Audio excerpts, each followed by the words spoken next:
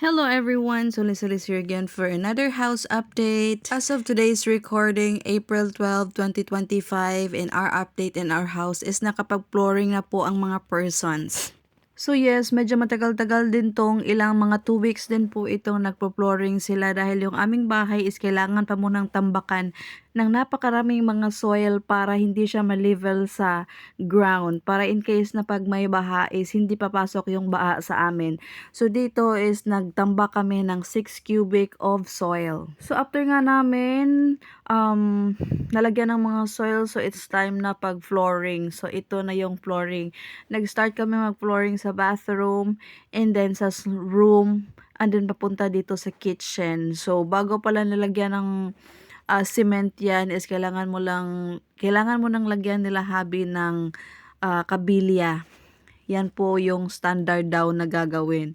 So at this point is dito na po papunta sa sala. So since nga na mag-isa lang yung asawa ko sa paggawa nito, medyo matagal siyang ginawa. That is why it took 2 weeks sa paggawa. So ayan na po, malapit na talaga as in. So very excited na talaga kami. Ito na lang yung konting portion na ito ang hindi pa na-flooring and the rest are finished.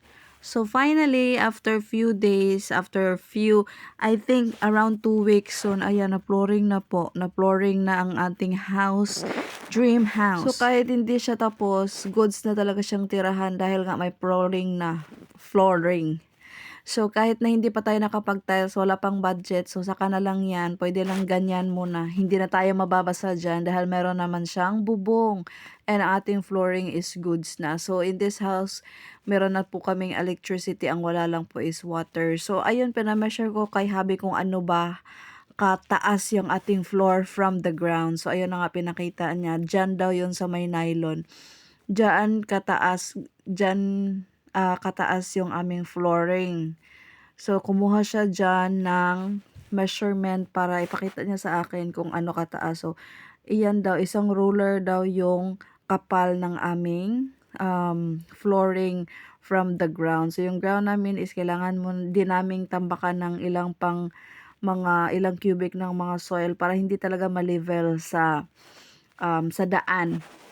So, ito yung itsura niya bago siya lalagyan ng flooring and medyo makapal din yung aming flooring. Kaya, nakaubos kami ng 25 sacks ng cement. Oh, would you imagine, di ba? Ang dami. I don't know, 25 or 35, like that. Ganyan. So, good thing is marunong yung aking asawa and finally natapos na nga yung kanyang flooring. And next project naman is ang aming hamba. So, hindi ko alam kung anong hamba sa English. Yes, so for today's chismis, hamba na nga ang next project ng hobby ko. So still yung ginamit namin, ito yung si Parlins. So, maliban sa ano siya, ano bang tawag nun? Maliban sa very matibay siya, durable din siya, at saka affordable. So we choose hamba, si Parlins yung ginamit para ginawang hamba and then pipinturahan lang namin siya ng primer para hindi siya magkakalawang and then yung kung ano talagang kulay na gusto namin. So we choose this one cause this one is cheaper and hindi kami kailangang magbayad ng labor dahil si Habi lang nga yung gumagawa. And durable pa siya, hindi siya nakakain ng anay. Iwan ko na lang talaga kung kainin pa ito ng anay. So according kay Habi, isang isang hamba, it only costs us 1,000 pesos. Kasi yung Farlens nasa around 600 pesos. So would you imagine, kung bibili kami ng hamba, nasa 2,000 to 2,500 yung pinakamura sa hardware. Pero, yes, isang hamba lang yon. Pero pag gagawa kami ng steel, yung aming budget is around 1,000 pesos.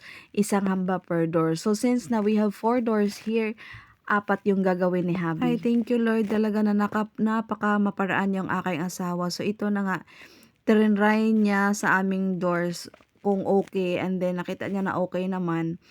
Yung mga steel pala na ginawa is for ano lang yan. Tatanggalin din yan pag naglagay ng door. Nilagyan lang ng ganyan para magstay yung frame. So, for this time is gumagawa na si Habi ng pangalawang hamba. Dahil nga 4 yung aming door dito. Isang malaking door sa main door, 90 yung size. Sa harap ng aming exit door is 70 and the rest is 60-60 kasi yung 60 is room.